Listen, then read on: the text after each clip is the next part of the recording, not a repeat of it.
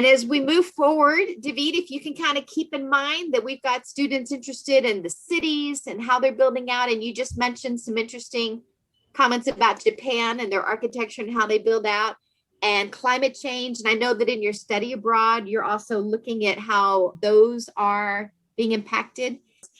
Professor Manuel-Navarette came to us from studies. He went to the Autonomous University of Barcelona for both his bachelor's and his master's degree, got his PhD with a focus in geography at the University of Waterloo, and has so many amazing classes that he teaches for the College of Global Futures. And his study abroad programs are just amazing. And so hopefully we'll get to hear some about that in this presentation. So I turn it over to you, Professor. Thank you. Global sustainability. I will talk about two classes in particular, SOS 322, which is International Development and Sustainability, and the Ecuadorian Amazon Study Abroad program, which is, by the way, the only one that is still in place for the summer. We are going there, hopefully, if unless we need to cancel it in the next month or so. We will be going there from July 24th to August 6th. So we'll see, crossing our fingers. We are very committed with it because we have partners there in the Amazon, indigenous people whose income depend on the programs, and they are suffering more now from lack of income and all the lots of problems that are associated with that, lack of jobs and psychological issues and all that than from COVID. So it's hopefully, we can go there in a safe way, but also provide some relief in terms of economic relief to these communities. Okay, so let's move to the next. The era of global sustainability. Big news, folks. We are entering a new historic era, the era of global sustainability. This is one of the main premises of one of my classes, SOS 322.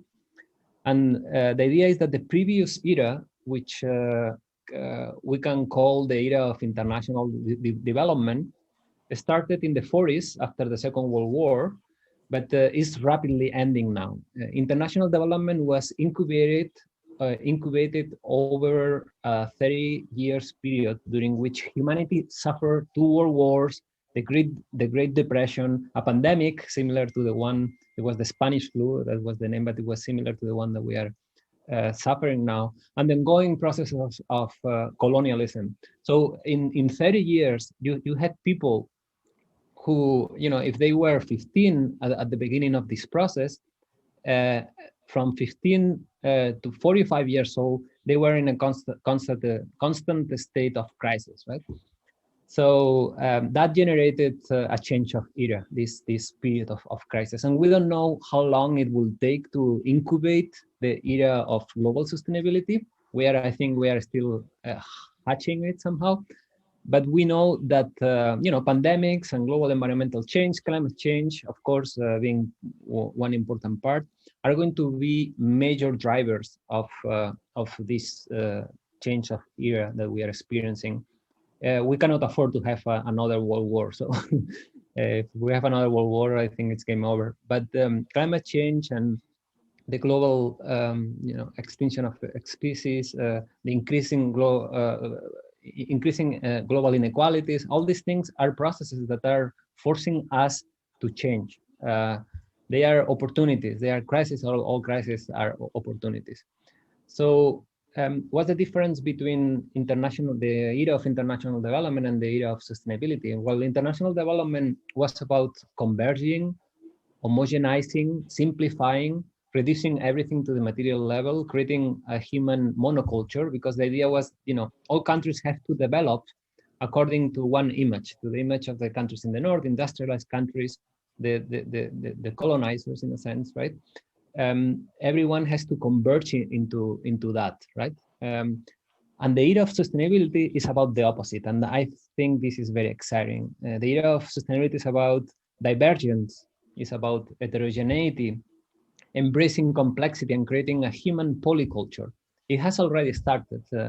we are seeing that, for instance, decolonization now is becoming mainstream. Diversity is not only the diversity of colors and cultures, but also the diversity of ways of knowing, of ways of being in the world are multiplying and being celebrated more than ever before. So we're already, changing era, and that's one of the topics that we explore in this class. What do we need to do in order to accelerate the process and also prepare for that process? So how is this going to look like? How is this new era of sustainability is going to look like? And for that, it's important to understand what do I mean by sustainability. So sustainability is fundamentally about learning to build and nurture mutually beneficial relationships between diverse components of systems. The more diverse the components are, the more sustainable the system can be. But the more diversity, the harder it is to cultivate and maintain a strong, mutually beneficial or reciprocal relationships. Can we move to the next? So yeah, the US, for instance, is highly diverse, but it needs to invest way more into building reciprocity in order to be fully sustainable.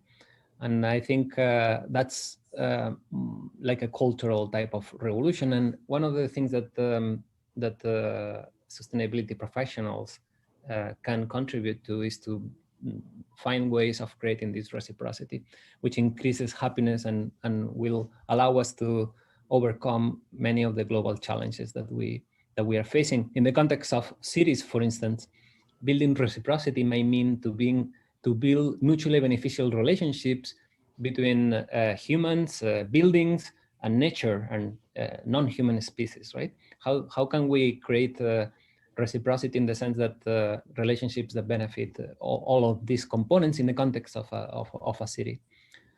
An important point is that mutually beneficial relationships occur naturally in ecosystems. It's the normal, the dominant form of organization in nature is reciprocity and mutually beneficial relationships. Life is based on that, not in competition. And the problem is that for the last few hundred years, we have created a global society based on the false belief that competition is the most natural type of relationship.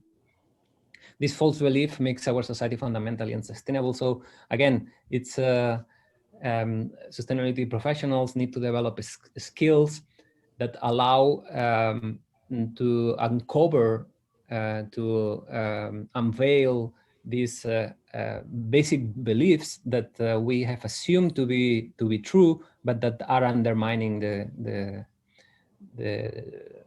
life in the planet, right? So a main task is to help society to build, maintain, and cultivate these reciprocal relationships between humans from diverse backgrounds, colors, cultures, but also within themselves, right? Sometimes we do things that are not beneficial for ourselves, right? So taking care of oneself is also part of this culture of reciprocity that we need to foster. And with non-humans,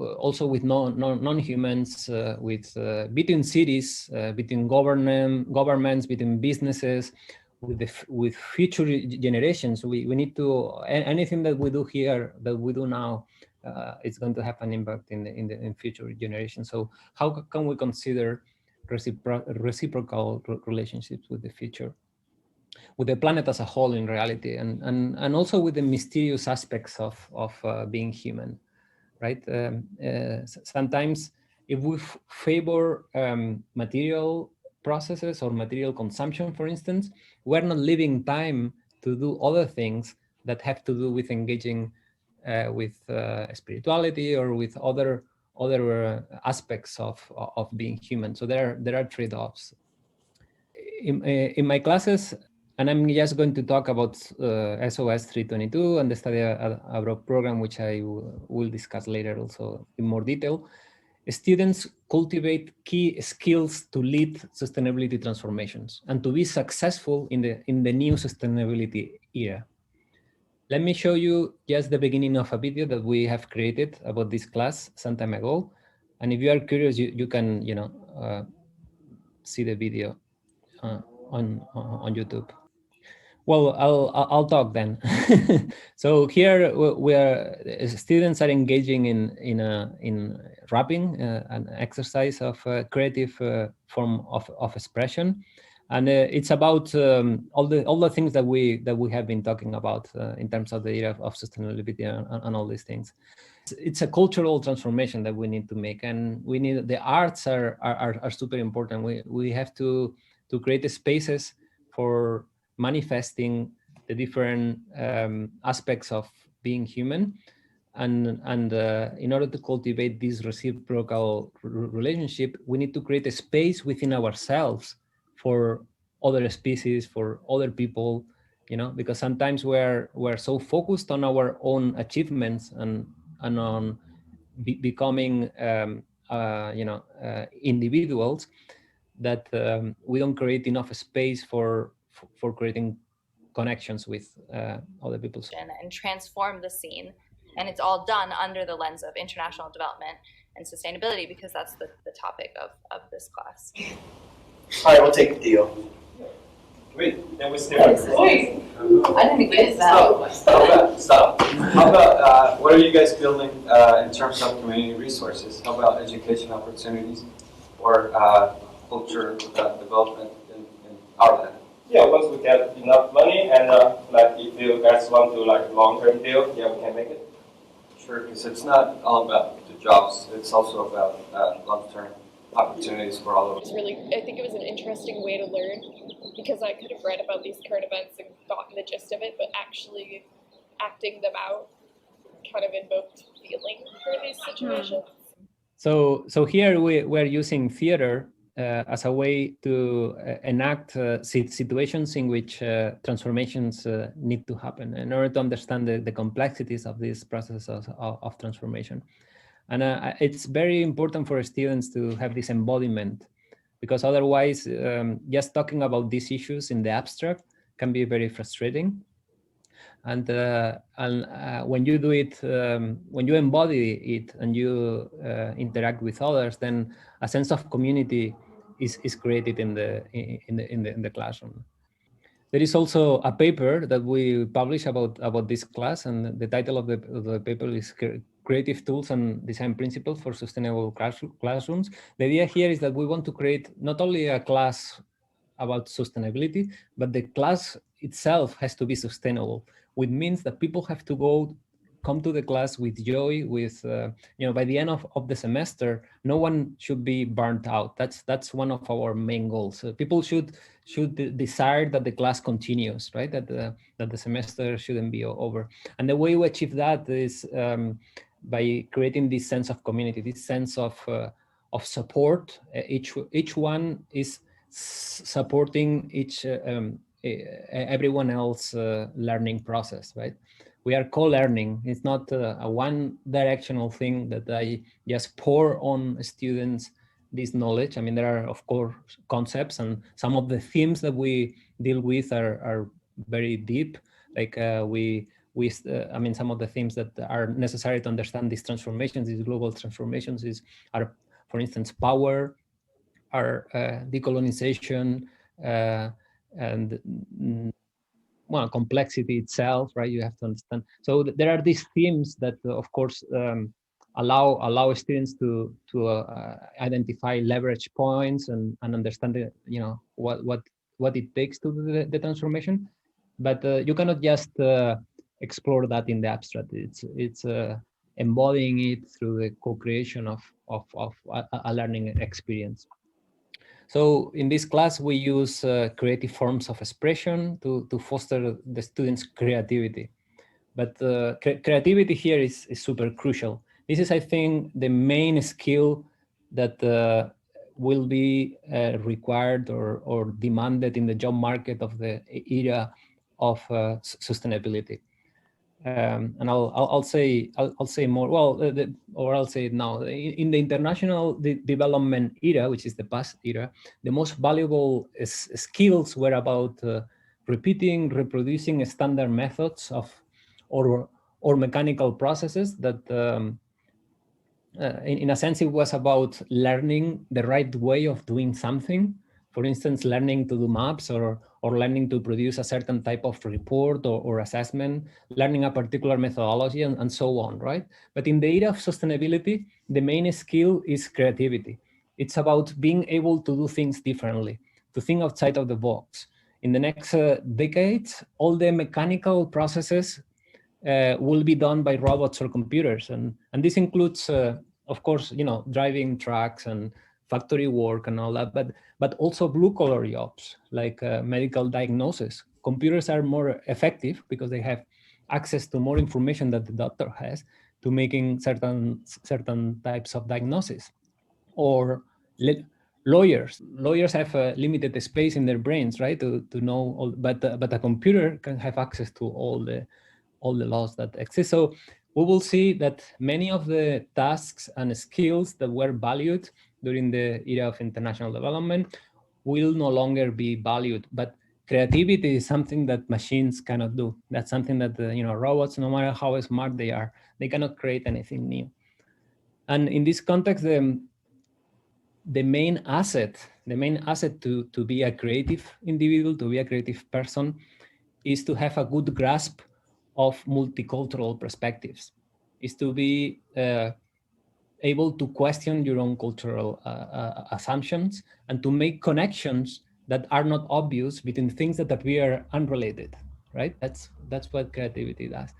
And of course, this also will bring geopolitical changes. For instance, when we think about Africa now, it appears like the continent is not very competitive in the international development era, but in the sustainability era, Africa is the most diverse continent in the planet. They have more languages than all the other continents together, right? And well, perhaps not as many, but they are very diverse in terms of culture, in terms of languages, in terms of creativity, forms, artistic forms of expression, folklore, songs, and all that. And that will be very much valuable because many other things that are now done by humans will be done by machines. But these things, the cultural forms of expression, cannot be done by machines, right? I will end with the study abroad program, which is, as I said, open for applications right now until April 1st. If you know of any students who are interested, send them to me, and I can give them further information. But in this study abroad program, students get a true cultural immersion experience. We created infrastructure in the middle of the Amazon forest. I'm talking, 5 hours by canoe and 3 hours by dirt road to get to where we have to the communities with which we work. These are Guarani communities, and the Guarani is one of the most emblematic indigenous people of Latin America. They were contacted only in the 60s, and there are some groups still that are uncontacted in the middle of the forest. They don't want to have anything to do with Western society or with global society. But well, of course, we don't work with those, right? We work with the ones who have been contacted. But they really have a very different perspective, cultural perspective, than the one we have, and it's the immersion in that cultural perspective, understanding the way they relate to the environment, their way of gaining knowledge about the environment is so different to what we are used to, and that's the type of diversity that I was talking about, right? So the other thing about this program is that through participating in this program, you are directly contributing to the sustainability of the Amazon forest, because the Guarani are now at a crossroads. They have a huge extension of forest. Their territory is in a huge extension of Amazon jungle, and there are roads to access. It's one of the most biodiverse areas in the world. To give you an idea, in 1 hectare, which is like a soccer field, of the Yasuni Natural Park, which is, the Guarani are in the buffer area of the Yasuni National Park. In just 1 hectare, you find between 500 and 600 species of trees. Yeah, and just to put it in perspective, in the whole North America, including Canada and the United States, there are about 1,100 species of trees. So the biodiversity is enormous. But the problem, one of the problems is that there is oil. There is oil on the on their lands, and there is the temptation to let the oil companies come and build roads. And once you build roads, then it's you know what happens, right? The cattle ranching and all these other things. The wood is cut and all these things. So they are at a crossroads. They have to decide whether, hopefully, well, up to now at least they had the chance to decide whether they allow these oil companies to enter their lands or not. And the communities are divided. Some people say, we don't want the oil companies because we want to continue our way of living. But other companies are saying, yeah, but we have more people coming to our lands. Hunting is more difficult every time. We need income because we cannot live out of the forest any longer, and the pressure is going to continue. So it's key that they find alternative forms of income. And our model is based on Guarani people producing or selling education services. So students go there, learn about the Guarani culture. The Guarani people are compensated by the materials they produce, by hosting the students, providing food and all that. So it's a good alternative. There was a trial. The Guarani won a case last year against another company. The judge ruled in their favor, and one of the arguments that the Guarani people were using is that there is this alternative that is based on this educational tourism. So it's quite significant, the impact that you can have through this program. The program itself relies on experiential learning, and students gain key intercultural skills. Not only just traveling and interpreting. I mean, intercultural skills are important because they allow to interpret another culture from the perspective of your own culture, right? Well, this is more like multicultural skills. The interpretation of multicultural skills are important, and they are basically me interpreting, being exposed or immersed in another culture and interpreting from the perspective of my culture, that culture, right? And then I learn about that culture. Intercultural skills involve cross-fertilization. You learn to question your own cultural assumptions and change them by being exposed to another cultural perspective, right? So these are, I think, in your CV, in CV, now people add, multicultural skills or intercultural skills. Sometimes they don't really know the difference, but the difference are important. And in fact, in this program, it's not only about intercultural skills, which are great, but also transcultural skills, which means that you learn to make decisions and work on solutions by being exposed in real time to diverse cultural perspectives. It's not just about interpreting other cultures or about cross-fertilization, but about co-producing knowledge and co-producing solutions that transcend any cultural perspective, right?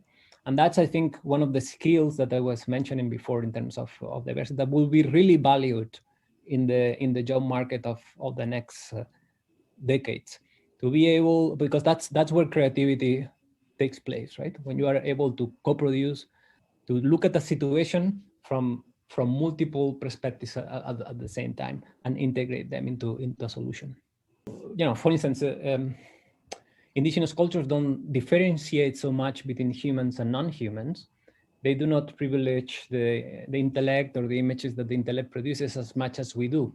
They engage, when they go to the forest, they are not thinking, they are not just thinking about the forest like we not normally do.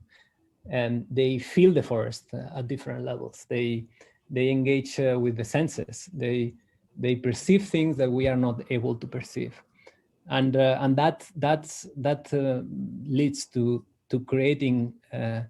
When you perceive things that others are not able to perceive, then you are able to create new things. They are more aware and pay more attention to their surroundings and learning that from them. When you are there in the forest and see how they perceive the forest, and then you realize that there are forms of perception that just because of belonging to a particular culture you haven't developed, you haven't nurtured. And that's one of the beautiful learning experiences that happen. It's really transformative. And of course, indigenous peoples are able to maintain a better balance with the environment, and we can learn from them as we find, hopefully, new balance for our own culture and learn to nurture sustainability. I'm going to stop here.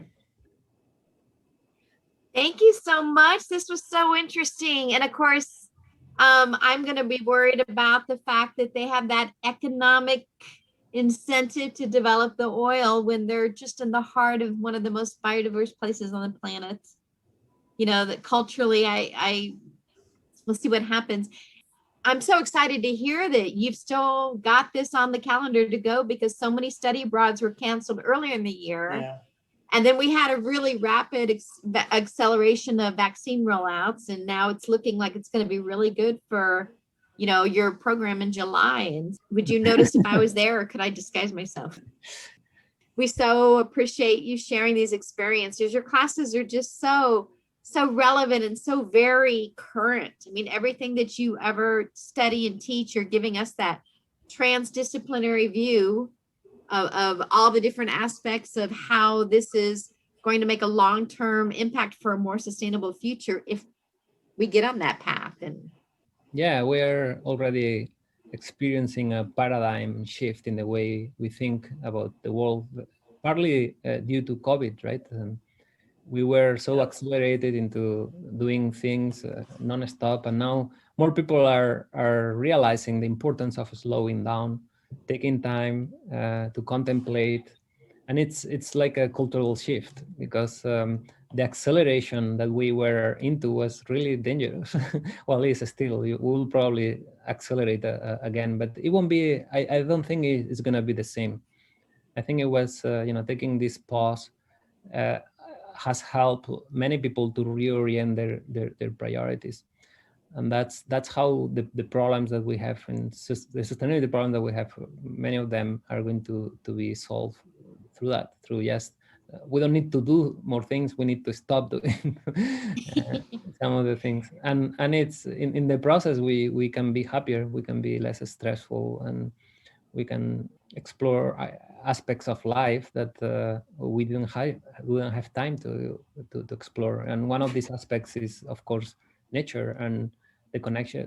Non-humans have so much to teach us, but we stop listening, right? And once, when you go to Ecuador in the Amazon, you see that there is so much that one can learn about oneself when you listen to the forest, right? Yeah, this planet is wonderful. It's such a beautiful place, and we have to engage with it more meaningfully. Perhaps stop engaging so much with the screens and engage more with the planet. That's the recipe for sustainability. I love that perspective. And I actually felt that in the Ukrainian culture. They're so in tune with their surrounding environment and the beauty of biodiversity and how it's important to them. So it's so cool to hear that around the world, where sometimes we're always not on the screens. Well, thank you again so much for your beautiful presentation, Professor Manuel-Navarette. And thank you for joining us, to our guest.